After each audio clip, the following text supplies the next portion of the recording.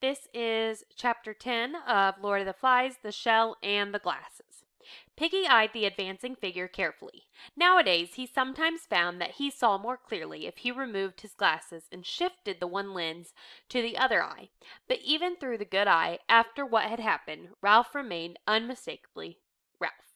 He came now out of the coconut trees, limping, dirty, with dead leaves hanging from his shock of yellow hair. One eye was a slit in his puffy cheek, and a great scab had formed on his right knee. He paused for a moment and peered at the figure on the platform. Piggy, are you the only one left? There are some little uns. They don't count. No big uns? Oh, Sam and Eric. They're collecting wood. Nobody else? Not that I know of.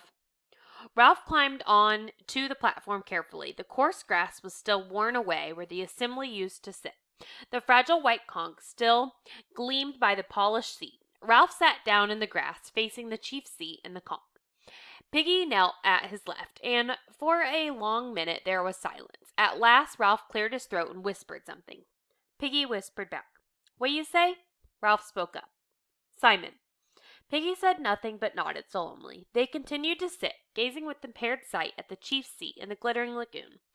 The green light and the glossy patches of sunshine played over their befooled bodies. At length Ralph got up and went to the conch. He took the shell caressingly with both hands and knelt, leaning against the trunk. Piggy? What we going to do? Piggy nodded at the conch. You could call an assembly?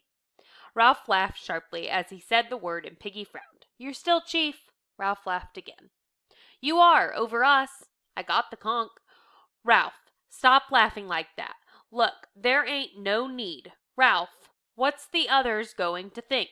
At last Ralph stopped. He was shivering. Piggy? That was Simon. You said that before. Piggy? Huh? That was murder. You stop it, said Piggy shrilly. What good are you doing talking like that? He jumped to his feet and stood over Ralph. It was dark. There was that bloody dance. There was lightning and thunder and rain. We was scared. I wasn't scared, said Ralph slowly. I don't know what I was. We was scared, said Piggy excitedly. Anything might have happened. It wasn't what you said. He was gesticulating, searching for a formula. Oh, Piggy. Ralph's voice, low and stricken, stopped Piggy's gestures. He bent down and waited. Ralph, cradling the conch, rocked himself to and fro. Don't you understand, Piggy, the things we did? He may still be... No. Perhaps he was only pretending. Piggy's voice trailed off at the sight of Ralph's face. You were outside the circle. You never really came in. Didn't you see what they did? There was loathing and at the same time a kind of feverish excitement in his voice. Didn't you see, Piggy? Not all that well. I only got one eye now. You ought to know that, Ralph. Ralph continued to rock to and fro. It was an accident, said Piggy suddenly. That's what it was, an accident. His voice shrilled again. Coming in the dark. He hadn't no business crawling like that out of the dark. He was batty. He asked for it. He gesticulated widely again. It was an accident. You didn't see what they did? Look, Ralph, we got to forget this. We can't do no good thinking about it. See? I'm frightened of us. I want to go home. Oh, God, I want to go home. It was an accident, said Piggy stubbornly, and that's that. He touched Ralph's bare shoulder, and Ralph shuddered at the human contact. And look, Ralph, Piggy glanced around quickly, then leaned close. Don't let on we was in that dance. Not to Sam and Eric. But we were, all of us. Piggy shook his head. Not us till last. They never noticed in the dark. Anyway, you said I was only on the outside. So was I, muttered Ralph. I was on the outside, too. Piggy nodded eagerly. That's right. We was on the outside. We never done nothing. We never seen nothing. Piggy paused, then went on. We'll live on our own, the four of us. Four of us? We aren't enough to keep the fire burning. We'll try. See? I lit it. Sam and Eric came dragging a great log out of the forest. They dumped it by the fire and turned to the pool. Ralph jumped to his feet. Hi, you two. The twins checked a moment, then walked on. They're going to bathe, Ralph. Better get it over with. The twins were very surprised to see Ralph. They flushed and looked past him into the air. Hello, fancy meeting you, Ralph. We just been in the forest to get wood for the fire. We got lost last night. Ralph examined his toes. You got lost after the... Piggy cleaned his lens. After the feast, said Sam in a stifled voice. Eric nodded. Yes, after the feast. We left early, said Piggy quickly, because we were tired. So did we. Very early. We were very tired. Sam touched a scratch on his forehead and then hurriedly took his hand away. Eric fingered his split lip.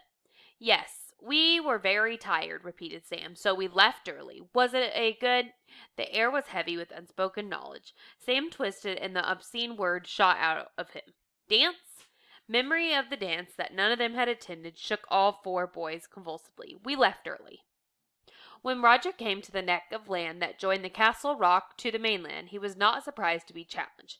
He had reckoned during the terrible night on finding at least some of the tribe holding out against the hordes of the island in the safest place. The voice rang out sharply from on high, where the diminishing crags were balanced one another. Halt! Who goes there? Roger. Advance, friend. Roger advanced. You could see who I was. The chief said we got to challenge everyone. Roger peered up. You couldn't stop me coming if I wanted. Couldn't I? Climb up and see. Roger clambered up the ladder-like cliff. Look at this. A log had been jammed under the topmost rock and another lever under that. Robert leaned lightly on the lever and the rock groaned. A full effort would send the rock thundering down to the neck of the land. Roger admired. He's a proper chief, isn't he? Robert nodded. He's going to take us hunting. He jerked his head in the direction of the distant shelters, where a thread of white smoke climbed up the sky. Roger, sitting on the very edge of the cliff, looked somberly back at the island as he worked with his fingers at a loose tooth. His gaze unsettled on the top of the distant mountain, and Robert changed the unspoken subject. He's going to beat Wilfred. What for? Robert shook his head doubtfully. I don't know. He didn't say. He got angry and made us tie Wilfred up. He giggled excitedly. He's been tied for hours, waiting. But didn't the chief say why? I never heard him. Sitting on the tremendous rock in the torrid sun, Roger received this news as an illumination. He ceased to work at his tooth and sat still, assimilating the possibilities of irresponsible authority. Then, without another word, he climbed down the back of the rocks toward the cave and the rest of the tribe. The chief was sitting there, naked to the waist, his face blocked out in white and red. The tribe lay in the semicircle before him.